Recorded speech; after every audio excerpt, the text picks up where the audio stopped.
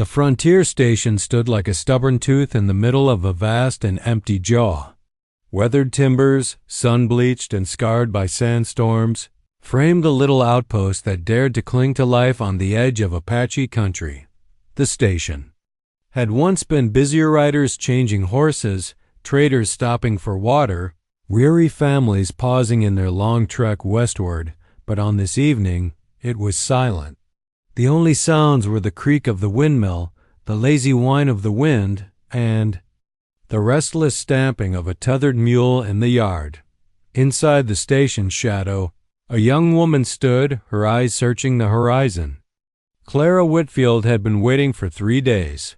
Her family's wagon was late. Her father had sent her ahead with a hired team to secure space at the station, thinking it wiser for her to travel quickly while he and her brothers guided the slower wagon through rocky passes.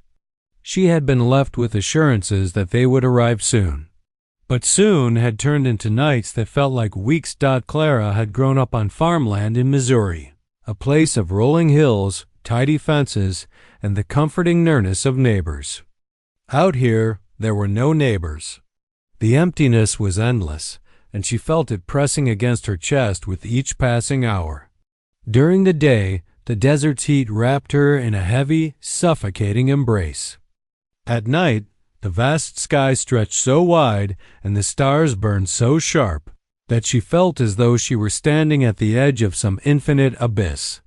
The station keeper, a grizzled man with bad knees, had gone off that morning to drive cattle to a nearby ranch. He had left her with water, a shotgun propped near the door, and the casual reassurance that nothing ever happened around here unless you went looking for trouble. But Clara knew better than to take comfort in that. She had heard stories whispered around the campfires of traveling families, of raiding parties, of sudden ambushes, of women taken. She had pushed those stories aside before, dismissing them as exaggerations meant to keep children obedient. But now, in the echoing loneliness of the station, the stories didn't feel so distant. Clara's unease was sharpened by small details she couldn't ignore. The silence seemed deeper than it should be. No birds wheeled overhead, no insects buzzed in the long grass. The wind carried scents she couldn't name, smoke perhaps, or the faint musk of something wild. Every time the mule shifted its weight, her heart jumped as though the sound belonged to something or someone else. She tried to busy herself. She swept the floor, though it was already clean. She checked the water barrels and made sure the shotgun was loaded, though she prayed she would never have to touch it. She even opened the leather-bound Bible her mother had pressed into her hands before the journey west, but the words blurred together, her eyes constantly flicking back to the door and the windows. By late afternoon, the sunlight slanted long and red across the land, gilding the mesas in fire. Shadows crept out from the station walls, stretching fingers toward the horizon. Clara stepped outside, shading her eyes.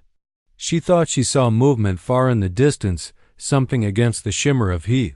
Her breath caught, but when she blinked, the shape was gone. A trick of light, she told herself. The desert played such games.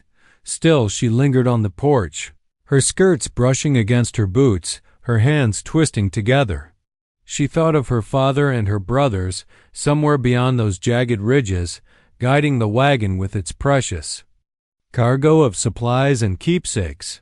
She imagined them cresting a rise at any moment, their shouts carrying toward her, their hands waving. She longed for the sound of her father's voice, for the simple relief of not being alone, but as the sun sank lower, painting the sky with bands of orange and purple, no wagon appeared. Only silence answered her, vast and unbroken. Clara swallowed hard, a knot forming in her throat. The station looked sturdy enough, but she could not shake the feeling of being terribly exposed. The land itself seemed to watch her, waiting. She wrapped her arms around herself, though the air was still warm. She whispered aloud, perhaps to steady her own nerves, "They'll be here tomorrow." They must. Yet some part of her, quiet, deep, and unrelenting, knew that tomorrow might bring something else entirely. And as darkness crept across the desert floor, Clara could not know that unseen eyes were already upon her, measuring her solitude, waiting for the right moment to close in. Clara Whitfield had not slept well. The night had been long, broken by every creak of the station walls and every distant coyote's cry. She had lain on her cot with the shotgun within arm's reach, whispering her mother's hymns under her breath until the sky outside shifted from black to gray dot by morning. The station felt no less lonely. The sun rose fast in the desert, pushing shadows aside with a hard golden glare. Clara stepped outside to fetch water from the barrel, her skirts brushing the dust. Her hair pinned tightly, though a few strands had escaped to stick against her damp forehead. The mule brayed at her approach, stamping nervously, ears twitching as though it too sensed some tension strung in the air. She stilled, listening. The wind carried no sound at first, only the familiar emptiness. But then soft, steady, and deliberate she caught it. The rhythmic thud of hooves.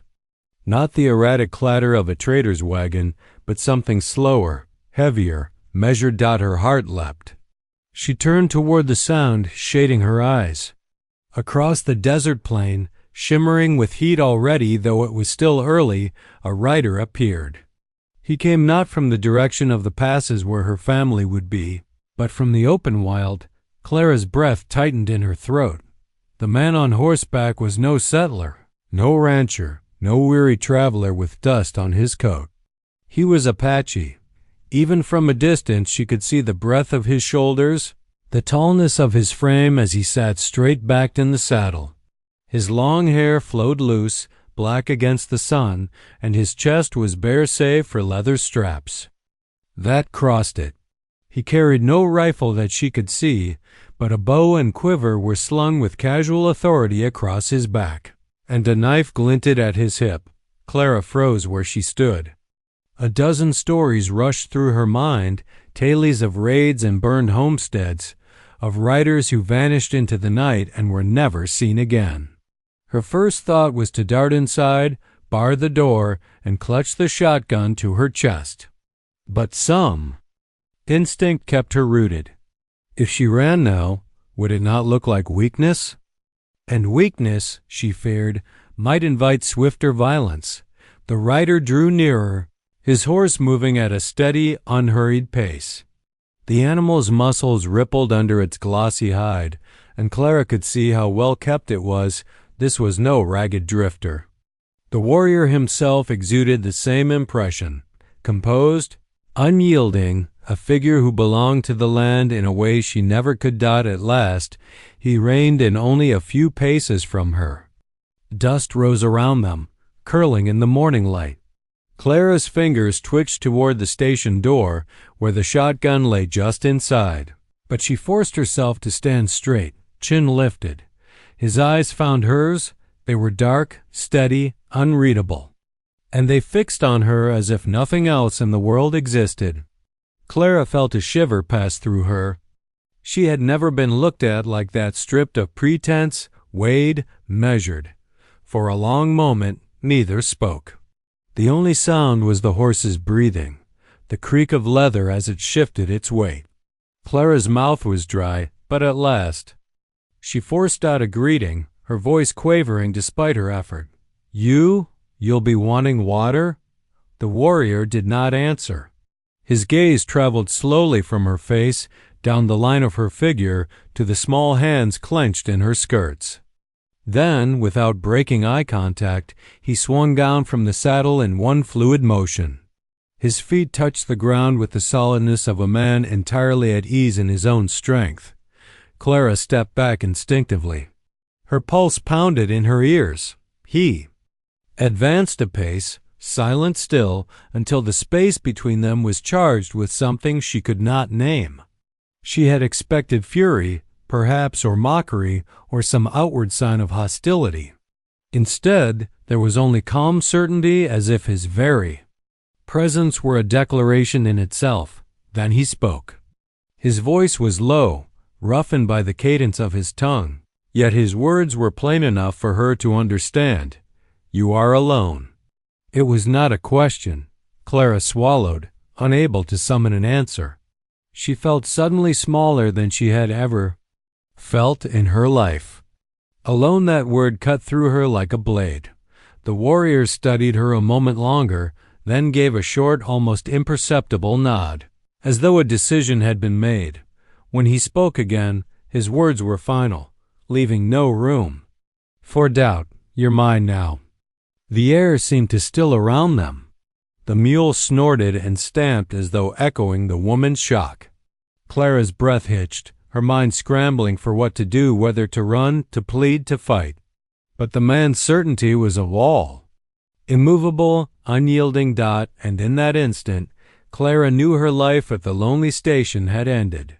Something new, dangerous, and unstoppable had just begun. Clara's first instinct was disbelief. Surely she had misheard or perhaps misunderstood the man's strange accent. Surely no one could simply walk into another's life and declare possession as easily as one might claim a stray horse. But the Apache's gaze told her otherwise, steady, unwavering, certain. His words were no bluff. Her throat tightened. She forced herself to find her voice. "You've no right," she whispered, though the tremor in her tone betrayed her. She drew back a step, pressing her spine against the station's wall. The rough wood scraped her shoulders, anchoring her, but she felt no safer. The man's nearness was overwhelming, his sheer presence making the space around her shrink until the open desert itself felt like a cage. The warrior didn't argue, nor did he show anger at her protest. He only tilted his head slightly, as though studying a wild creature caught in a snare. Then, with deliberate slowness, he reached out his hand. Clara flinched, pressing herself tighter to the wall. His hand, large and bronzed by the sun, closed not on her, but on the shotgun propped against the doorframe. In one swift movement, he lifted it, examined it, and tossed it aside into the dust as if it were a child's toy. The dull thud of the weapon hitting the ground echoed like the slamming of a door on her last hope. "Stop this," she said, stronger now, though fear cracked her voice. "My father will be here soon, my brothers too. If you harm me," his eyes flickered, but not with fear. If anything, her words seemed to amuse him. He stepped closer. The scent of leather and horse clung to him, mingling with the earthy musk of sweat and desert dust. Clara's breath quickened. She wanted to bolt inside the station, to slam the door and bar it, but she knew he could break it down as easily as stripped her of the gun. His hand rose again, this time reaching for her. Clara struck at him with both fists, a sudden burst of resistance, but it was like striking stone. His body did not yield, his grip unshaken. Her blows, wild and desperate, only seemed to harden his resolve. With an ease that stunned her, the warrior caught her wrists in one hand. His strength was staggering. Her arms felt fragile, bird-like, trapped in an iron band. She twisted, kicked, fought, but he only watched her with that same steady gaze, calm in the storm of her panic. "Let me go," she cried, her voice breaking with fury and fear. He said nothing. Instead, he bent and in a single fluid motion lifted her against him, one arm locking around her waist as though she weighed nothing at all. Clara gasped, her legs kicking, skirts tangling around them both, but the warrior's hold was unyielding. The world tilted as he carried her away from the station, striding toward his horse. Clara's nails clawed at his skin, leaving angry red trails along his shoulder, but he didn't falter. Her hair tumbled loose, whipping against her face as she struggled. The station, her last fragile refuge, slipped further behind with each step, its small frame shrinking against the endless horizon. "No!" she screamed, her voice tearing raw from her throat. "Please, please don't."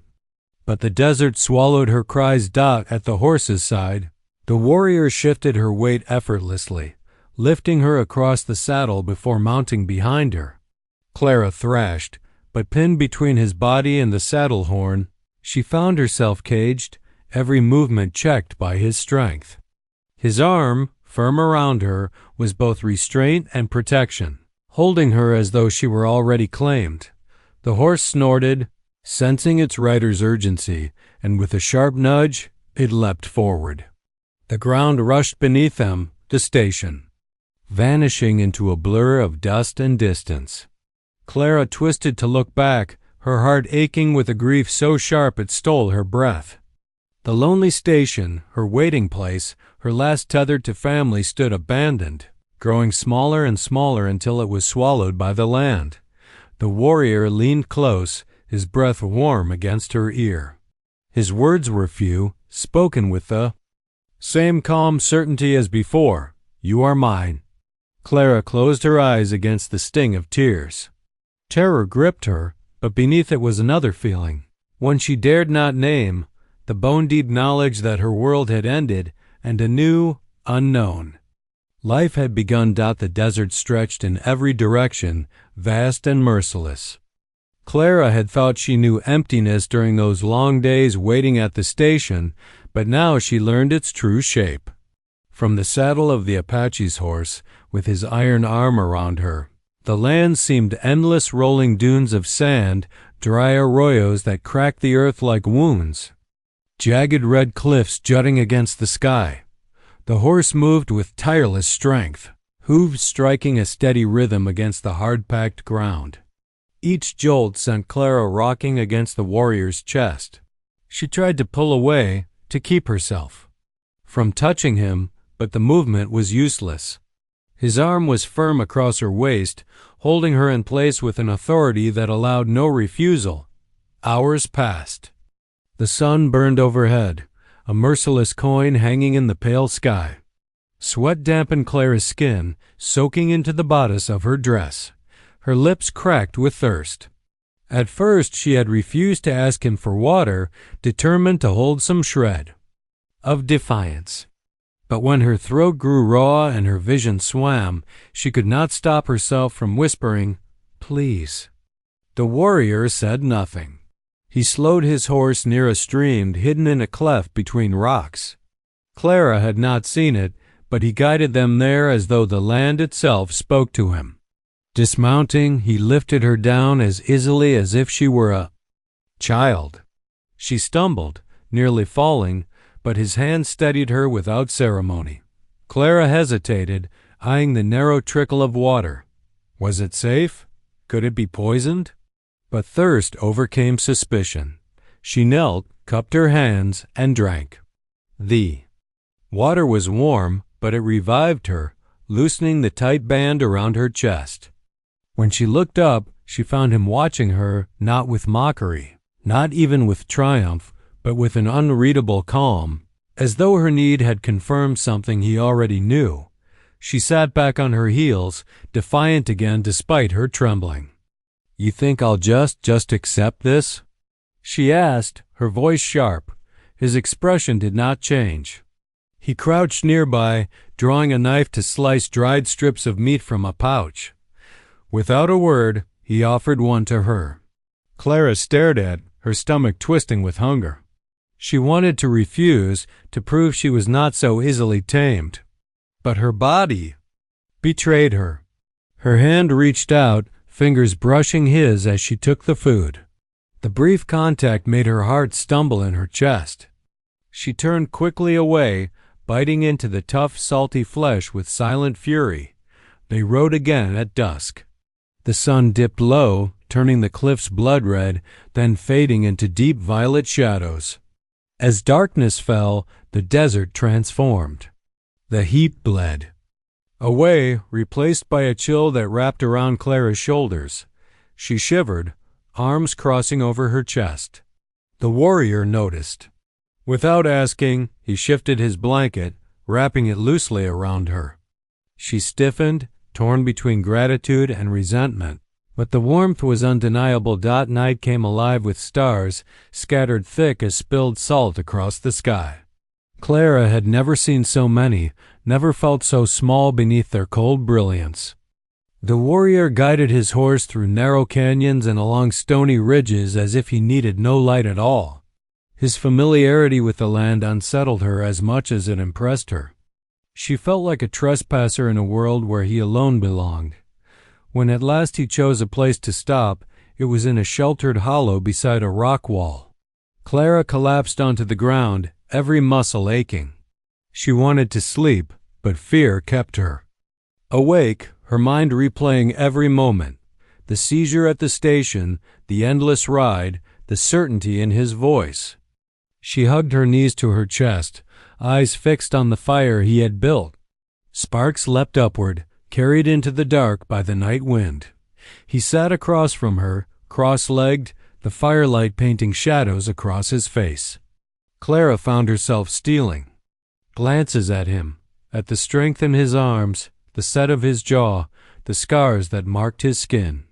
Each scar told a story she could not imagine, battles fought in a life utterly separate from hers. She told herself she hated him, that he was her captor, that nothing could ever change that truth. And yet, he had given her water when she asked, food when she would have gone hungry, warmth when the cold crept in. His every act was a contradiction, brutal in its certainty, yet never cruel in execution. The night deepened. Clara's eyes grew heavy despite her fear. She thought she saw him glance toward her once more, his expression softer than she expected. But she told herself she must have been mistaken, that shadows and exhaustion were playing tricks. Still, as sleep claimed her, one truth remained clear. She was far from home, carried deeper into a wilderness where the rules of her old life no longer mattered. And the man beside the fire, her captor, her guardian, her fate, was the only anchor she had in this unforgiving land. When dawn broke, Clara expected they would continue deeper into the wilderness. But as the sun lifted, painting the desert in gold, the warrior guided his horse along a winding trail that climbed between sheer rock walls. Clara, stiff and sore from the long ride, felt her dread rising with each turn.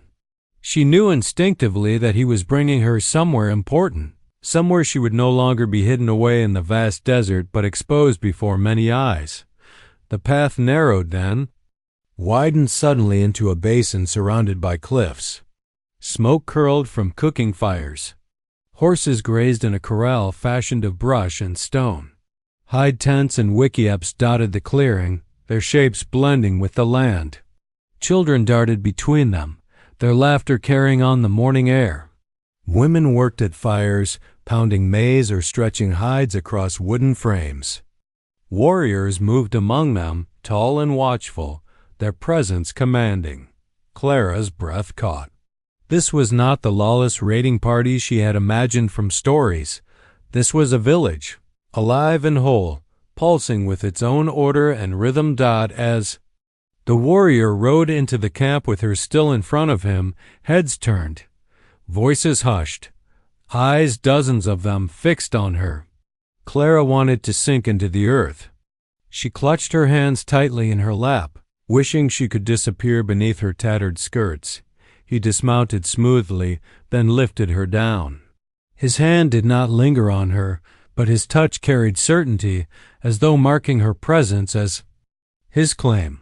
A ripple of murmurs passed through the camp. Some faces showed surprise, others suspicion. Clara even caught the glint of hostility in a few women's eyes, sharp as knives. A man approached, older, with lines carved deep into his face, his hair streaked gray. His bearing spoke of authority. He and the warrior exchanged words in their own tongue, quick and sharp. Clara couldn't understand, but she could hear the tension in the cadence. The elder's eyes flicked toward her more than once, questioning, disapproving. The warrior answered with steady conviction, his voice low but unyielding. Finally, the elder gave a curt nod and stepped back. The decision, it seemed, was settled. Clara's heart pounded. She didn't need translation to know what had passed between them. The warrior had declared his claim, and the elder, however reluctant, had acknowledged it. She had been introduced not as a prisoner, but as something else entirely something. Binding. The women kept their distance at first, whispering among themselves. Clara could feel their stares prickling against her skin. She longed for the station's solitude again, where at least she had been unseen. Now she was a spectacle. Every breath measured against their expectations. The warrior led her to a wickiup near the edge of the camp. Its frame was covered with woven mats and hides, smelling faintly of smoke and sage. Inside, the space was small but orderly. Blankets folded, tools arranged, a low fire pit prepared. He gestured for her to enter. Clara hesitated at the threshold, her pride warring with her fear, but at last she ducked inside. The moment she did, the sense of finality pressed down on her like a weight. She was inside his world now, far from the life she had known, far from any chance of return. Later, he returned with food beans and roasted meat, setting it before her. Clara stared at the offering, then at him, searching his face for mockery. But he only sat across from her, calm and silent, as if waiting. Hunger gnawed at her resolve. She ate, every bite tasting of surrender. When she finished, he spoke her name for the first time, Clara. The sound of it in his mouth startled her. How had he learned it? She realized with a chill that someone must have told him, the station. Keeper, perhaps, or another who had seen her passing west. He spoke it again slowly, as though testing its shape. Then he touched his chest and gave his own name, firm and proud. She repeated it under her breath, hesitant. He nodded once, satisfied. That night, as the camp quieted and the fires burned low, Clara lay awake on the blanket he had given her. Outside, she could hear voices murmuring, children laughing before sleep, horses shifting in the corral. The village lived and breathed around her, and yet she had never felt more alone. And still she could not forget the way he had spoken her name, nor the way his people had looked at her not as a passing stranger, but as something that now belonged. Here, whether she wished it or not, for the first few days in the Apache camp, Clara moved like a shadow, silent, watchful, her every nerve alive with the need to escape. Though her captor, whose name she now knew as Dakota, kept her close, she tested the boundaries of his vigilance. She learned quickly that the camp was not a prison in the way she imagined. No one bound her hands, no one locked her inside the wickiup. She was allowed to walk freely within the clearing, to fetch water from the stream, to sit near the fires where the women ground maize. But freedom was an illusion. Wherever she went, Dakota's presence was not far behind. Sometimes he followed openly, his tall frame casting a long shadow over her. Other times she only felt him watching, his gaze finding her across the camp like a tether she could not break. Clara's first act of defiance came at the stream. She waited until Dakota turned away to speak with another warrior, then plunged into the water, skirts dragging around her legs, and struck out for the far bank. Her breath came in ragged gasps, her arms burning with effort, but she forced herself on, the thought of freedom blazing in her chest. She never reached the other side. A strong hand seized her wrist mid-stroke, yanking her back with terrifying ease. She coughed and sputtered as Dakota hauled her to the shallows, his face unreadable, though his grip was unyielding. When she fought against him, kicking and thrashing, he only tightened his hold until she stilled. Then, with quiet firmness, he set her on her feet. "You cannot run," he said in English. His accent thick, but the words clear. Clara glared at him, fury burning in her chest. "You can't keep me here forever." For the first time, something flickered in his expression, a faint trace of amusement, perhaps, or admiration.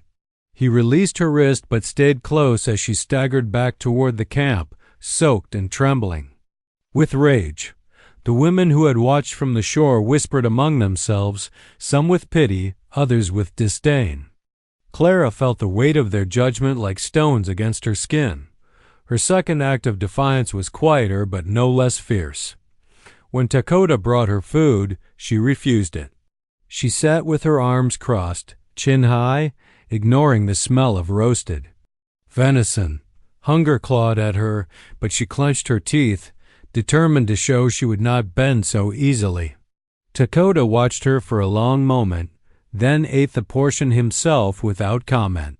He left her sitting in the wickiup, her stomach aching, her resolve both wounded and hardened. By the third day, her body betrayed her. She woke weak, her hands shaking, her mouth dry as ash. Dakota returned with food again, and this time he placed it in her lap. Clara wanted to fling it at him, but instead she lowered her head and ate, tears stinging her eyes. The act felt like surrender, though some stubborn spark within her whispered it was only survival. Dakota seemed to understand. He did not gloat, nor did he punish her defiance. He simply watched her, silent, steady, as if he were measuring her strength not by her submission, but by her resistance. Clara did not stop fighting. At night, she lay awake, mapping the camp in her mind where the horses were kept, which paths led into the hills, which guards patrolled the edges. She counted the days, waiting for some chance, some distraction that might let her slip away. Her heart clung to hope, fragile but fierce, and yet, beneath her fury, she began to notice things she could not ignore. The children who played at her skirts without fear.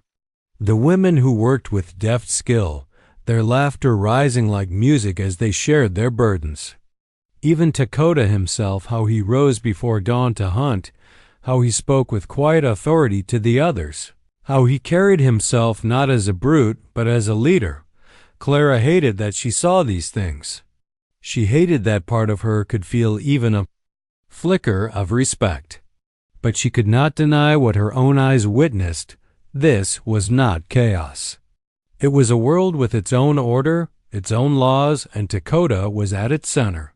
Still, each time his gaze found hers, she reminded herself, I am not his. I will never be his. And so the struggle continued, her body trapped, her spirit unbroken, each act of defiance a small flame in the dark. Whether that flame would free her or consume her, Clara could not yet know. The days in the Apache camp bled into one another, each marked by the rising and setting of the sun, by the rhythm of work and rest. At first Clara counted them bitterly, telling how long she had been stolen from her family. But slowly, almost against her will, the sharp edge of her fury dulled into something quieter wariness, endurance, and a reluctant curiosity. Dakota remained constant, unshaken by her defiance. He never raised a hand to her, never struck or shouted. His strength was the kind that did not need noise. He watched, he waited, he expected. His very presence was command enough. And yet, there were moments small, unexpected, when his actions unsettled her not with fear, but with something she could not name. One morning, Clara sat near the fire, fumbling with strips of rawhide that one of the women had thrust into her hands. The task was to braid them into cord, but the leather slipped through her fingers, clumsy and unyielding. She muttered under her breath, frustration building until the strips snapped in half. A shadow fell across her. She looked up, ready to lash out at whoever dared to watch her failure, only to find Dakota kneeling beside her. He took the rawhide from her hands, his fingers deft and sure, and began to braid. His hands were scarred, hardened by war and labor, but his movements were precise, almost graceful. He worked silently, then pressed the half-finished braid back into her palms. "Strong?" he said simply, tapping the leather. Again, Clara wanted to hurl the strips into the fire. But something in his tone, firm but not unkind, stilled her. She tried again, awkwardly imitating his movements. The braid twisted unevenly, but it held. Dakota gave a small nod, his expression unreadable, before rising and leaving her to continue. That night, she stared at the cord she had made, rough though it was, and felt a strange flicker of pride. Another day, he led her beyond the camp into the hills. At first, she feared he meant to carry her further away from any chance of rescue, but he only gestured for her to follow, moving with the easy stride of one who belonged to the land. He showed her how to spot rabbit tracks in the dust, how to break open cactus for water, how to listen for the rattling warning of a snake before stepping too close. Clara resisted at first, crossing her arms, refusing to admit any need of his lessons. Yet when he crouched to reveal a nest of quail eggs hidden in the brush, something within her stirred.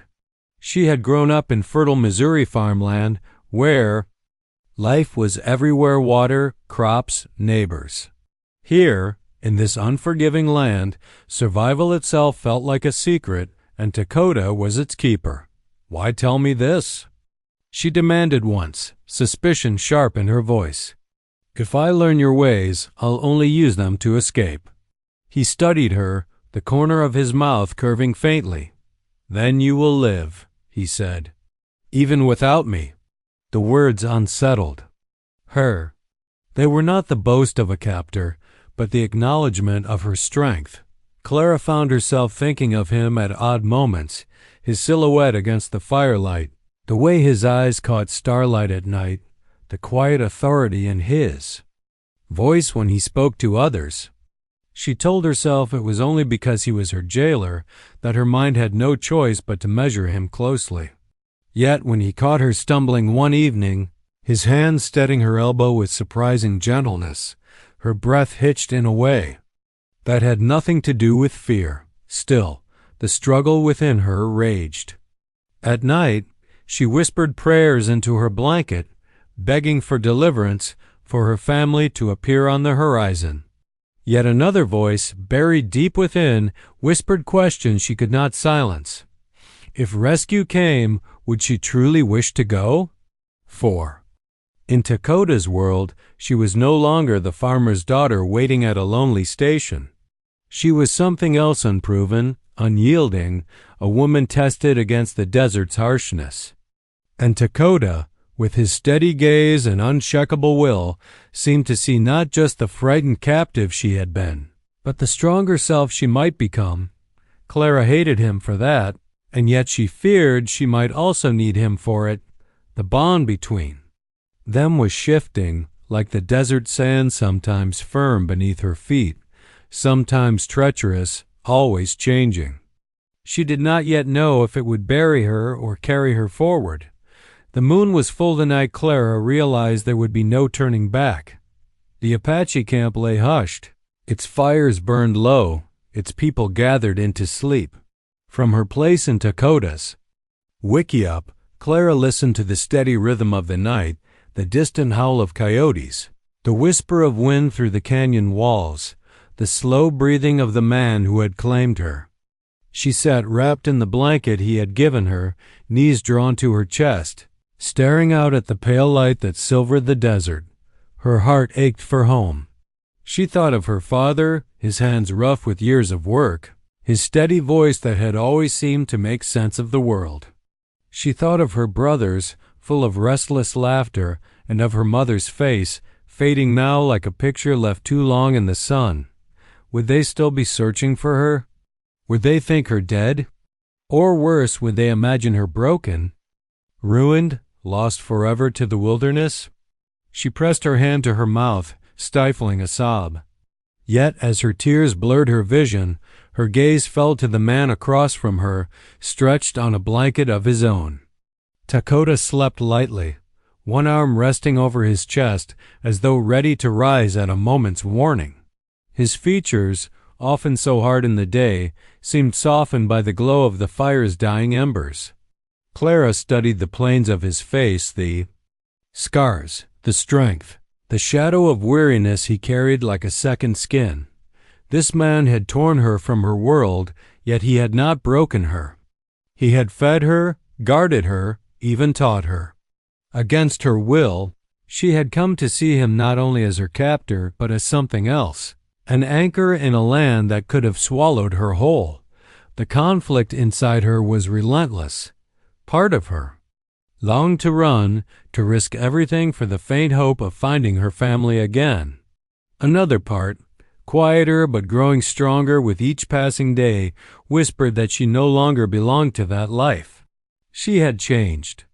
The girl who had waited at the lonely station was gone, replaced by someone harder, sharper, someone who could braid cord, who could read tracks in the dust, who could drink from cactus and survive.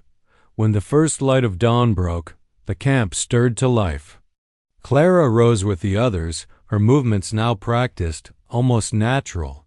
She fetched water, stoked the fire, helped grind maize under the watchful eyes of the women. Though many still regarded her with suspicion, she no longer felt entirely alien. Among them, she was learning their rhythm, their silences, their laughter. Dakota appeared at her side as she worked, silent as always, his presence grounding. He studied her face for a long moment before speaking in English, his words low but certain. "You are strong," he said. "You live here now." Clara met his gaze. She wanted to deny it, to hurl his words back at him. But the truth weighed heavy in her chest. She was strong. She had survived. And each day she was sinking deeper into this new life, whether she wished it or not. "Why me?" she asked at last, her voice trembling. "Why did you take me?" He was silent for a time. Then he touched his chest with his hand. "My heart chose." The words struck her like a blow, not of violence but of finality. Clara's breath caught, her mind spinning. She wanted to call it arrogance, madness, but deep within, something in her stirred at the certainty in his voice. That night, as the stars blazed above the desert, Clara lay awake long after the camp had fallen quiet. She knew there was no simple ending to her story. Rescue might come, or it might never. Perhaps she would one day walk again in the world she had left behind, or perhaps that world had already shut its doors to her, but one. Truth was clear. She was no longer the frightened settler girl waiting at a lonely station. She had been seized, carried across the wilderness, thrust into a life she never wanted. And now, against all reason, she was beginning to feel its hold not only on her body, but on her heart. That her fate was no longer her own to choose. It had been claimed as surely as the warrior had claimed her, and in the silence of the desert night, Clara whispered to herself, half in fear, half in wonder, "A new life has begun."